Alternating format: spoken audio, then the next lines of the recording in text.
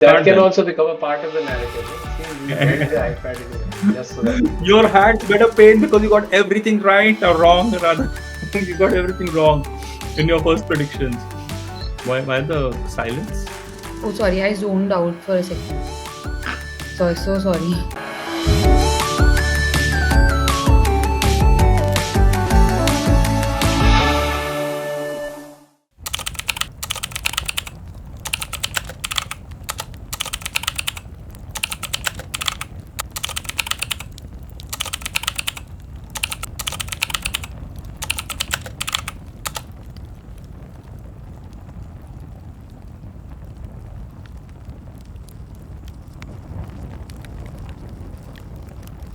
By the time our audience is going to listen to this, hopefully a lot of water has flown through the Ganga and things are a little calm. Because what we are trying to do is address a very tricky and weird question. The tricky and weird question is, if you were any of your opposition parties, what would your marketing campaign be like, and what would you try to hope to do in the next upcoming election, right? So clearly, I just wanted to set the ball rolling with both of you guys. Since I'm going to moderate, what I'm going to try and do is get your initial positions, not political, mind you. And again, I'd like to remind the audience, this is not a political podcast.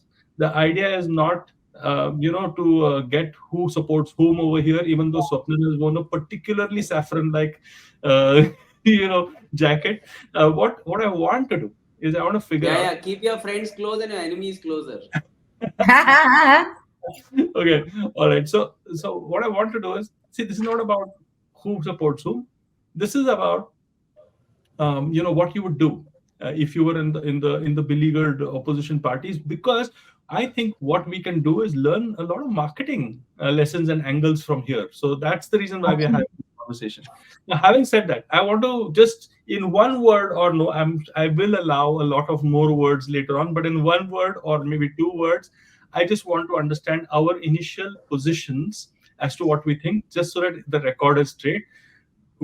Are we clear that uh, you know uh, who do you think is going to win? You want 2 words from me? Yeah, Absolute majority. okay. How about you, Krishni? Some amount of majority and manipulation. Some amount of manipulation is a means to reach majority, but okay, I will grant you that. All right, so I believe that there's no chance for any other party to win except for the BJP. I think that there's no chance, right? So I just wanted to set the stage very clear. Like, our expectation and our prediction is this, boss. But now let's assume that you were made a consultant to either the AAP or the Congress or whatever the hell. It's your party, your choice. So I would like you to make some choices when you make recommendations or whatever it is. What Yeah. would your what would your objective be for the party that you represent in order to do something in realistic election? What would you do? Over to Krishni, you want to Swapnil. go first? Maybe Swapnil first and then Krishni. Okay. Yeah.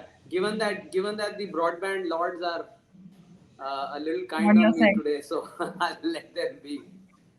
I think if I were a consultant for any of the opposition parties, the first thing that I'll do is I'll make a vision document that says how do we win 2029. Correct. 2024 We've 2024 lost. is a foregone conclusion, and the problem that these people have struggled with is that they've not thought of what will happen in the next election.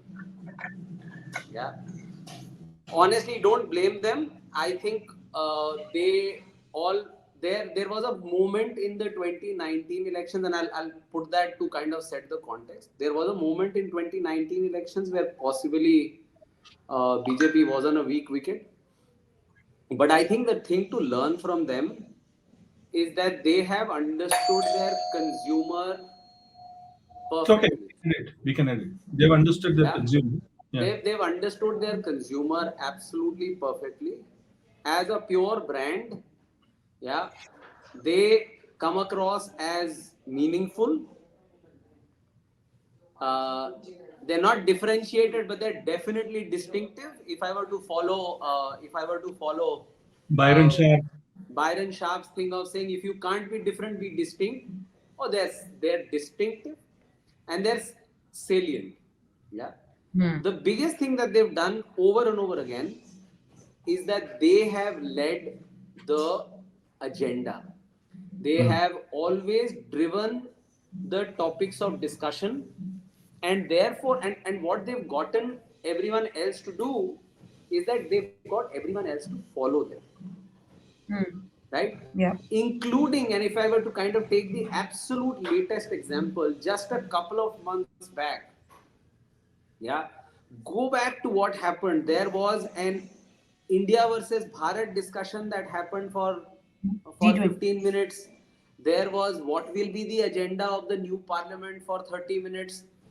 Every day, the point is that the laser is in the hand of the governing party, and everyone else in the political world is the chasing kitten. So what these people really need to do is find ways by which they can wrest control of the narrative and take it forward. So Swapnil, thanks for setting your understanding the objective thing, and also making like, okay, what should the strategic vision be, which is around resting the initiative sort of thing by setting an agenda is the stuff that I'm getting. I'd love to ask Krishni what she thinks. Yeah.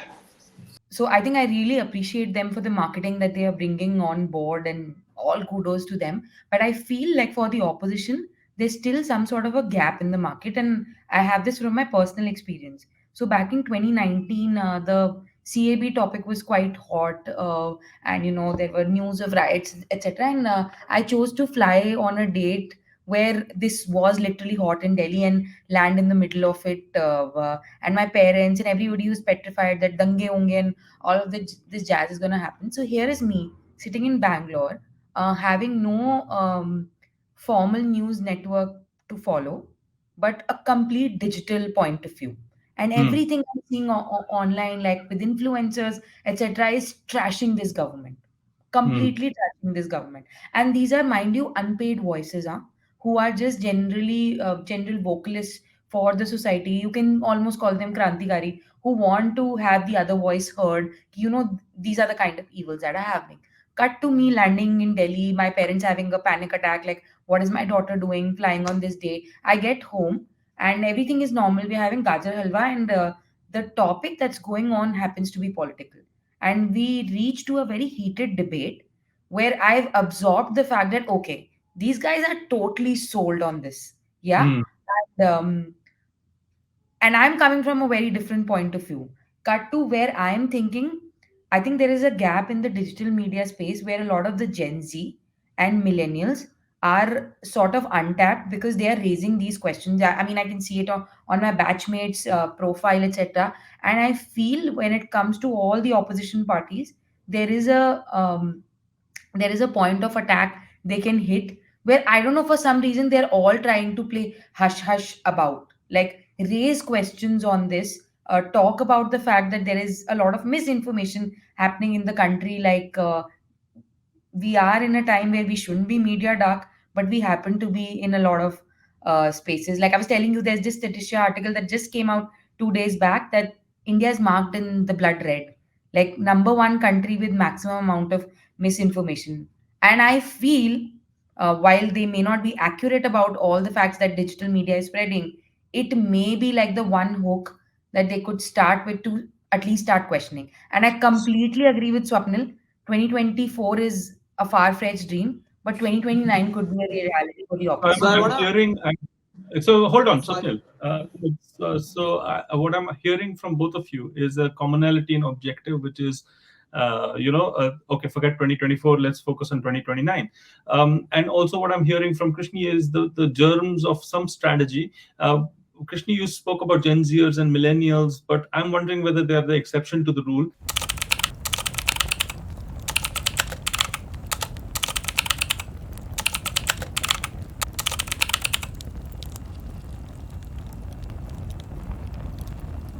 I have dreamt up of an evil scheme now, so that I can ask some pointed questions, and I just want quick reactions from you, and then maybe we can elaborate on that. And then, if I haven't covered anything, so I'm just going to throw some words. You guys are going to react to those words and your response to that.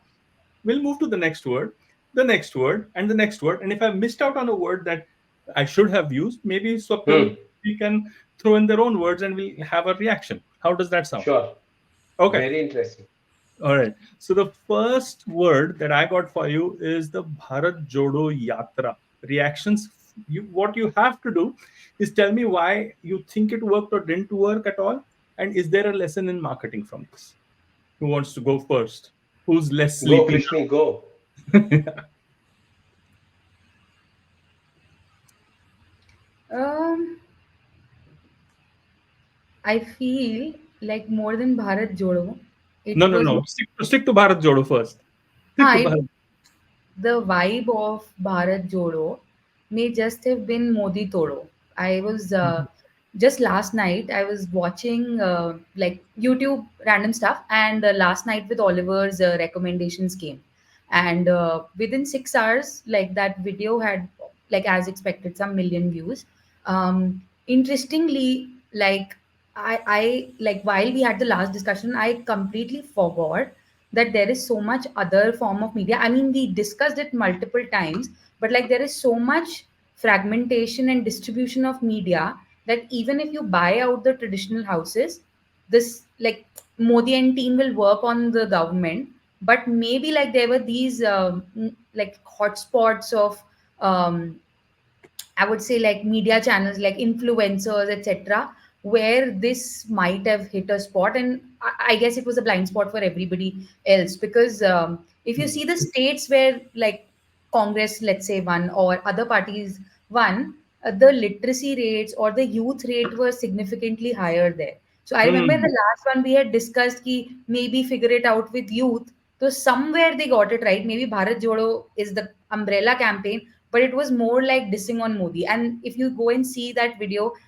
shout out if anybody gets opposite snakes. They've literally made like a YouTube video that's titled that, Okay. which talks about this entire content. All right. Um, Cool. Swapnil, what do you have to? Do you agree? And is there anything that marketing can take from you? So, okay, I like to believe that at least Bharat Jodo Yatra and its impact on election results, I question. would kind of say that very little. Hmm. Okay, look at where are the places where BJP lost a lot of seats. UP, Hmm. Maharashtra, right? Hmm. These are two very big fish where which they clearly didn't catch. Yeah. And UP Bharat Jodo Yatra had little to no presence, Yeah. right? So I think that's one point. Um, so did Bharat Jodo Yatra have an impact on the election results? I would say the judgment on that without. What it did, however, I think it did two things. One, I am sticking out my limb on and sticking my neck out and saying that might not be true. But one I think happened. I think so there are three things that it possibly did. The first thing that it did, I think, was it gave a narrative for Hmm. Congress to at least harp on. One of the things that we were saying is that they don't own the narrative even once, Right. right? They got something to talk about. They got Yes. something to get their foot soldiers to work behind, Yes. right? Okay. It was a good exercise in PR. I think the second thing it did is that it also brought some level of legitimacy to Rahul Gandhi's effort at being taken as a serious politician. And a lot of that he himself hasn't done a lot of justice to, right? Mm, Yeah. and I think that's important. So the power of creating the right narrative and the power of using that right narrative to get the people, at least in your own time, own team, Yeah. to rally behind you are two big lessons, right? Yeah. Because when we look at marketing, it's an always on exercise. Yes. The thing that I said I'll stick my neck out is possibly it's given Rahul Gandhi not just the legitimacy, as I said, but also maybe a serious intent at being good at this craft, or at least intending to be good at the craft of politicking because it is a craft. So I Yeah. think those would be three. But did Bharat Jodo Yatra impact the election results? Okay. Not So too sure. I'll give you my view and then we'll go to the next one. Yeah, The yeah, view yeah, is, yeah. I think it had a lot of, and I'm connecting it to marketing, top of funnel action, really Yeah, strong top of funnel action over here. And this is something that maybe brands can learn from, that a lot of times they're only focused on short term conversions and stuff like that. And here we have somebody who did this for a year before and a lot of top of funnel action, maybe a lot of awareness building and stuff like that. yeah. Obviously, there's no direct connect. Never can any awareness campaign or anything have any direct connect. But I believe something must have happened, and I do believe that it did reignite Rahul Gandhi's chances because it reinvented his brand. So Yeah, I yeah. don't think he's being called Pappu anymore, to be honest, as much. No, So that is true. That is yeah. true. No, I think you're right. I think the only piece which I believe which could have happened better is if there was some level of continuous fire behind it. Hmm. So phase one and phase two and the gap True. there or there between, and the gap to elections, right? Yes. I think those were two things which, Okay. had they been done better, would have gotten better results. All right. Good. Second one, exit polls. Who, So, and I'll tell you why I'm asking this. I'm Hmm. connecting it to marketing. We do research, but I've seen a lot of companies do research and just use it for fulfilling their own agenda, maybe. Right? Yeah. So So now in that context, exit polls. yeah, yeah. No, I think there are three again. As they say, bad news comes in threes. So there are three big lessons. First one is identification of the right sample set, Hmm. right, and statistically significant sample set. How is Yes. it that the satta bazaars or the unofficial satta bazaars get it much better? There are a lot of the people didn't. And I Yeah. think one of the reasons is that their sample size is a lot more representative. That's point number Beautiful. one, Great point. right? Point number two is asking the right questions, right? Hmm. Because research is like a donkey that will sing whatever you want it to sing, Yeah. right? So I don't know what were the questions. And the last part is analysis of that information, and taking away biases and not say biases, but existing biases out of that to look at data at the merit of what it says. I would like to believe that a lot of people, and this is again just belief, I don't know this, but I would like to believe that a lot of people might have gotten results which were much closer to these numbers, Hmm. but they then said, hey, there is just a lot of, maybe this is erroneous. So you start questioning the validity of the data Hmm. because it does not fit with the Mm. with the bias that Yeah. sits with you, right? What you see is what you get. Yeah. Sorry, what you see is all there is. So you're almost doing a confirmation bias, because I remember watching this interview that Parakala Prabhakar, our ex-finance minister's husband. I Yeah. remember Parakala. I don't Yeah. remember his name. Sorry, pardon me on that. But he said that in one of the interviews, he said that BJP is going to get between 220 and 230 seats. They got 239, right? And he said that the NDA will get between them another 30 seats. And honestly, if you see, it's that NDA combined that got more than 50 seats, which is why we are talking a number of 291 and not 260, which was his expectation. So he Okay. was much closer because possibly he did not process the information to suit his narrative, or maybe he did, who knows. But Okay. at least he was much closer to where they finally ended up being. Yeah. Wonderful. What about you, Krishni? What do you think? I think what I picked up was, and maybe there's a pattern here, but I think as a brand, BJP maybe relied too hard on just one part of the narrative, and what followed was brand fatigue that probably kicked in, Yeah. uh, which got missed. Like I think the story was too hard pegged on Modi, and No, but like connected back to exit polls. Do you think exit polls were kind of misleading in the picture? Is that what you're saying? no, I think I agree with couple of points that Swapnil mentioned, right? Like it's like self-fulfilling prophecy. You are asking the questions you know the answers Mm. to. You are reaching out, like you have the media, you control the narrative, you control the questions, right? So how should I say? It's almost like being a king and surrounded by sycophants. You are Right. likely to be told every The day. emperor's new The clothes. emperor, exactly. The emperor has no clothes. Yeah. Correct. Was it Okay. shoes or clothes? Yeah, Clothes, Clothes. clothes. correct. It starts with So shoes, but soon it goes to all. You know. I think in like bringing that to sort of marketing is that if as a brand in a world that's super dynamic and evolving, you continue to just look at your values and not try to marry with the culture or the mix of, I would say, customers in some sense, then you don't evolve, uh, say with them. And I like we've discussed some examples, but like for something that I was working on, we did go through that. That we've always been like a very to the point brand that has a certain voice.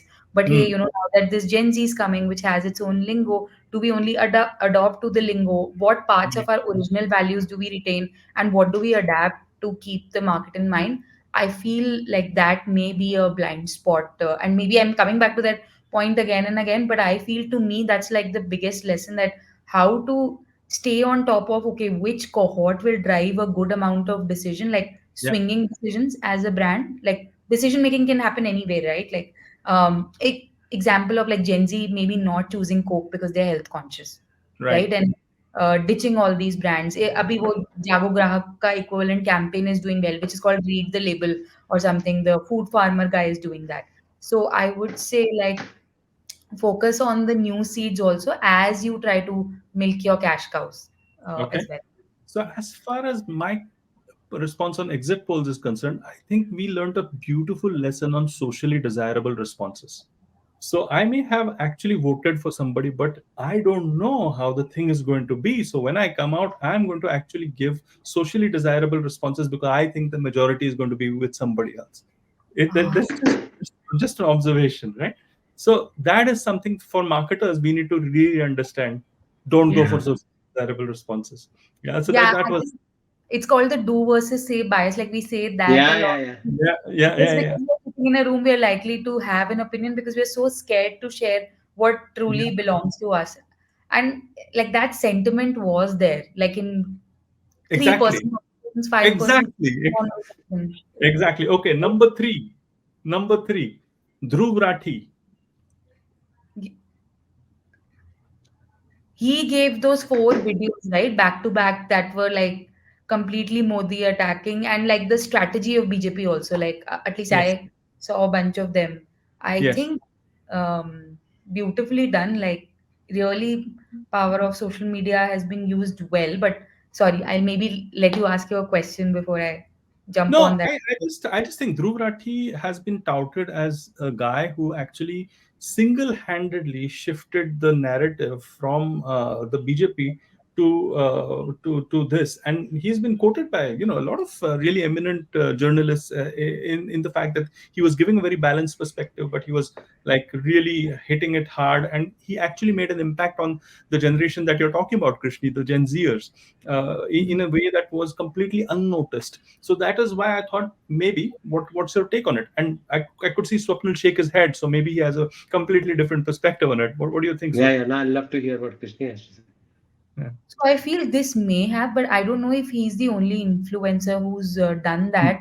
I saw a lot of, like, my point continues to be that I think um, the older generation, and when I say older generation, for me, it's anybody who's 45 plus, who largely relies on cable TV communication, pretty much owned by Modi media in some sense. So Right. same kind of Nice. Good point. communication Yeah. sort of being hit, and it was not just Gen Z but millennials also, like who are in good purchasing capacity, well educated, who were in that, and we discussed this point in the last video as well, that they were the swingers जहाँ पे थोड़ा बहुत shift हो सकता, like Yeah. shift हो सकता था, the sort of vote that would come in. So I saw not just Dhruv Rathi, but more neutral influencers, like even ex NDTV Yeah. speakers who were independently running their YouTube channels, Yeah. or the fact that there were videos doing rounds on this that gained momentum during this time.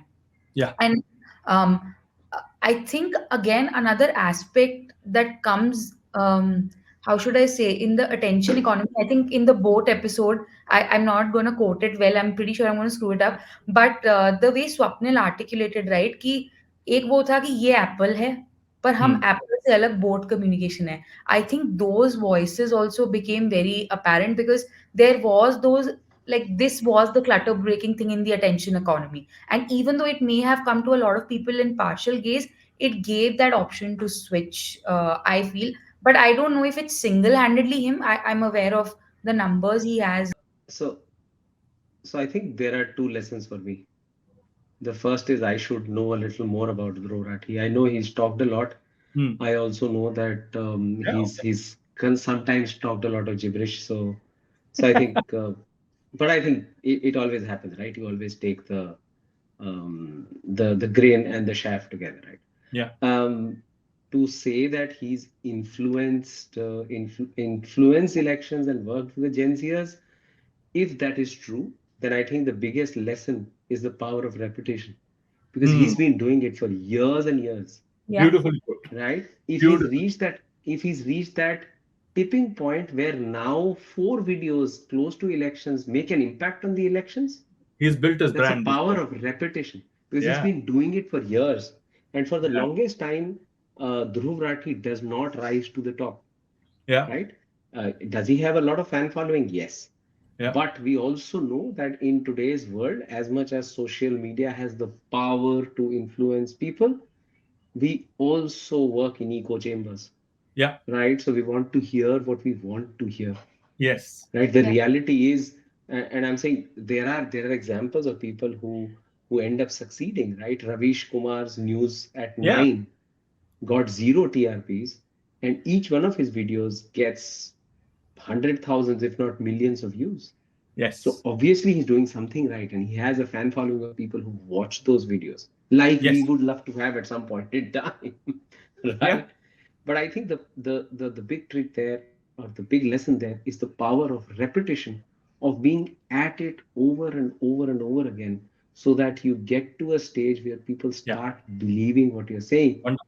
And Yeah. it then also means that it comes with a lot of responsibility, Yeah. because you misuse this power, and that Yeah. can actually have, see, when people start following you, it Yes. comes with responsibility. Yes. Yeah, Absolutely. as Uncle Ben said, with great power comes great responsibility.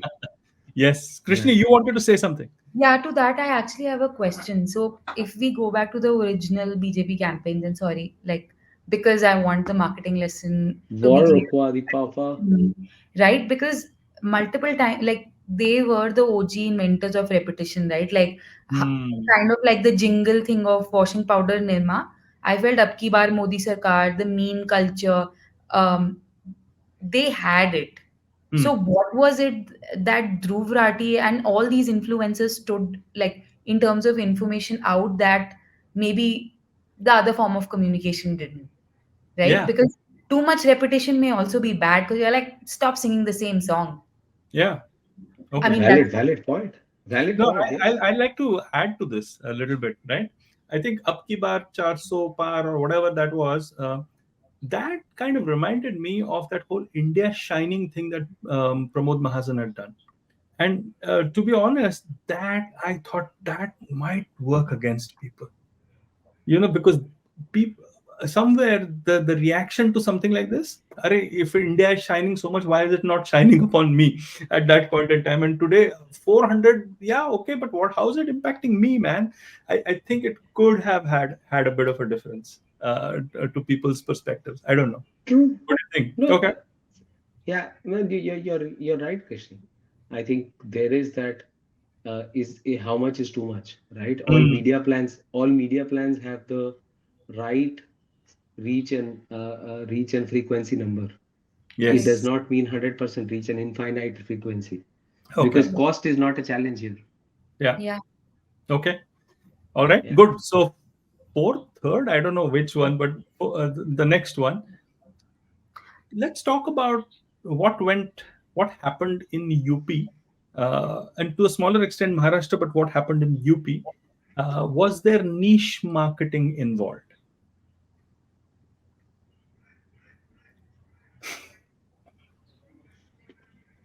I I don't have enough information to make a categorical statement there.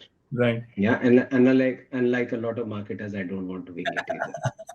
Yeah. Right? I don't know. So let me try and give you some Because context. Yeah. no, Okay. I'll tell you why. Because Yeah. obviously right now the narrative is swinging between two extremes. Yes. Yeah, there is a strong thing of Hindus have betrayed. Hmm. Um, we've gone down the caste route. Um, there is also that whole piece of there were too many freebies being given. So there are a lot of narratives coming through, and therefore it's not very clear. And I think any decision right now so close without a detailed understanding will be trying to simplistically solving the problem, right? Yes. And simple solutions might be correct. Simplistic solutions more often than not are wrong. Correct. Okay. So Yeah. you don't So you don't what you're saying, Swapnil, and that's fantastic from a marketing perspective, is that you don't have enough data to actually make yeah, an informed comment on something like this. yeah, Let me give you a little background, and then maybe we can get Krishni's view. But I respect what you're saying. Um, See, the thing is, it's very clear that in UP, they lost Ayodhya, man. They lost. yeah. Yeah. Okay. So that just This speaks to me. That just speaks to me that there was some other sort of guerrilla marketing that was happening. Okay, just a conjecture of mine. Okay, and it's very clear that sure people are saying caste politics and all of that, but I'm just purely looking at it from a marketing perspective. If there's a leader with such a dominant thing, how do you win in such a situation? And that was perhaps akin to guerrilla marketing from the opposition. So that's my perspective. Krishni, what do you think? Yeah, I mean, like, it's a very interesting point, but unfortunately, like, much like Swapnil, I don't know You what don't know. those data Yeah, points would be. Like, looking at the last call out Ayodhya, like, seems ironical, like, especially given, like, the last 6 months, all we've heard is the Ram Mandir and its branches getting open in different parts of the world yeah, following Ayodhya. So I thought, like, that would be, like, the flagship No, winning. I know, but I'm causing a bit of a stretch there, but it was for melodramatic purposes. Uh, Okay, all right. Okay, no, see, fair enough.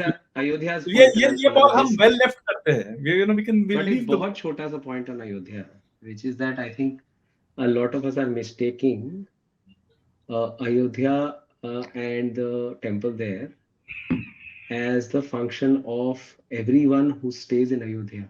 no, no, ah, of course. perfect, perfect. The problem is Ayodhya is a very big thing for all India. But obviously there is enough and more data available, or there are videos of people who've been very negatively impacted because of the temple. Houses have been broken down, they don't have a place to Yeah, stay. Obviously, I'm also, again, which is why I said the narrative is shifting between two extremes. I've also yeah, seen these videos of people crying. yeah, Is that the whole truth? The answer is no. Yeah, yeah. but I think we need to kind of separate out that visitors, people who land up there, who Beautiful. were there and then Yeah, went out, are not Ayodhya Vasis, right. Yeah, right? absolutely. And I'm saying there is more that needs to be unpacked because, for example, I was in one of my B school discussions, and there was this whole argument of saying, well, Modi won in Banaras, but the reality is that his victory margin is down to 1.5 Yeah, lakh yeah, number in a city where you had 1 lakh extra voters, right? You had 1 lakh extra voters. Mr. Modi actually polled 50,000 lesser votes than last time, Yeah. right? So theoretically, all new voters Hmm. and these voters, they moved away from BJP. And not only that, SP and Congress came together, and never in the last 10 years has their total number gone past 3.2 lakh votes, Yeah. right? So that point of guerrilla marketing, or at least showing a united face, Banaras can be an example. Because again, see, there is so much of if but here. Because UP, I think between SP and Congress, there was a lot of coordination, and it worked, right? So the moment they had only one candidate, it kind of fired them through. Yeah. But it didn't seem to have worked in Delhi at all. Yeah. All seven of them lost just like last time. Yeah. Yeah, Yeah. and you have a That's why they call marketing a science and an art, right? So we're trying to yeah. figure out. Okay, so final question, guys, because I know we all have to go for our class as soon as possible. But final question is now brand Modi. Brand Modi has had such a long stint in office, strong brand, but now being so brand Modi is now going to do strategic alliances. Okay, just think about it from that perspective. Strategic alliances have a potential to dilute the brand, okay, which is going to happen now. What would you do if you were in brand Modi's place? Go Krishni, grow. I want to equate this to cricket, uh, like ironically, but like I know nothing about cricket, but I remember I think the time uh, Dhoni retired, it Hmm. was touted as a very graceful exit, right? Yes. Like you should know when your time is out. And Yeah. I think looking at these declining numbers, like the like Banaras call out that just came in, I think it may be time to realize that the generation that's already started majority Hmm. voting now, not majority but like a good chunk, is going to be majority in the next term. So you may not resonate as much with them as you did for the last 10 years, right? Like I am a strong believer in fatigue coming in, and with all of this attention economy and Gen Z like watching 12-second reel, goldfish memory, even more so. And that there may be a blind spot to find a leader that continues to hold some BJP values because they tend to resonate with like the other parts of generation, but bring a more woke mindset. Because if I look at India growth story, there are numbers to talk, right? Hmm. But if the person who's like just riding on the wave of it, which is the perception for the Modi government, continues to do that, then people are not going to buy it. So it needs to feel genuine. And if Yep. I was in the marketing team, like I would take that plunge now, and like Modi should probably come and announce that, we took a hard look at how BJP runs, and these are the evolved values that we are likely to bring Interesting. in. Because I was looking at this Bloom Venture study about India, and they've classified India on the basis of income into three types. So they say India one is pretty much like Mexico, which Yes. is like Yes. unbiased, पैसे आ रहे हैं जा रहे हैं, like convenience पे जी रहे हैं, nothing matters. India two is Indonesia, and there are those pockets to sell those growth stories too. Hmm. But I think as a brand, like being woke is like of utmost importance right now. And I'm just seeing everything that's happening, like that food farmer guy, for example, like Bonvita, Maggie, like people are changing their marketing. So it's about time like that sort of kicks in for this brand as well, because Hmm. end of the day, Hmm. I think we've all seen its narrative end of the day that works out in different forms. It could be guerrilla, it could be PR, it could be something else, but it is the narrative you sell. Okay. And All it right. could be What about targeted. you, Swapnil? Yeah, no, it's very interesting. Now I would love to hear what Blue Ventures say. What is India 3? Oh, sorry. India Uh, 3 is sub-Saharan Africa. I'm so sorry. I didn't call that out. Who are extremely value conscious. I will send out the report to you guys. yeah, yeah. Please do, please do. I love such structures because more often than not, and oh shit, I don't want to kind of rub Bloom Ventures the wrong way, but I just said simple versus simplistic. Um, they now you understand where I think they fall in. But anyway, Swapnil um, is responsible for getting us sponsors from now on. yeah, yeah. I'm Oops, sorry. I did it again. Uh, no, so I think the biggest marketing lesson is the biggest marketing thing that we know, which is that a brand is not a lake, it's a river. Yeah. It needs to change, It it needs to. needs to adapt uh, for it to continue flowing. I think the history of Modi ji has been that he's always been in absolute power, right? Hmm. Whether he was in Gujarat, he won with absolute majority every single time, or it was his first 2 terms as prime minister. He just won absolute majorities, and honestly, till the voting actually started, I don't think there was a lot of doubt on his ability to Get another three-peat, majority. Yeah. right? Yeah, Yeah. three-peat. Um, so I think the lesson is um, there is a lot of promise behind what BJP and NDA went to the Indian population with. He was the face of the elections. He was the face of the coalition, and therefore he was the default prime minister candidate. And therefore, I think people will feel betrayed if he does not end up becoming one. But that also falls foul with the whole challenge of saying, "Oh, I have always run it in absolute majority. Now what do I do?" Hmm. Right. So I think the challenge is definitely there. But the marketing lesson is brands are not lakes, they're rivers. They need to Beautiful. adapt. He will need to have to find the right spot between sharing power and still wielding it. And in all of this, having the intent to continue taking the country in the direction that they've tried to, right? Again, I know there are very strong points of view on whether he has a vision or he does not. And then there are people who, well, who believe that he's not to be respected. He has to be prayed to and bowed down to. So, right? In Hindi, as they say, he's moved from Adarniya to Pujniya, right? Hmm. So I think there are very few people who are ready to call it right down the middle. Um, People are happy to kind of self-hurt themselves, Hmm. right? And therefore I think it will still be tough, but he will have to find the right spot between his ability to keep his coalition partners happy because they will want to extract their pound of flesh. Right. And how do you manage to do that in a situation which is absolutely new to you, right? So in cricketing parlance, he was the coach, the manager, the captain, Hmm. and the selector, right?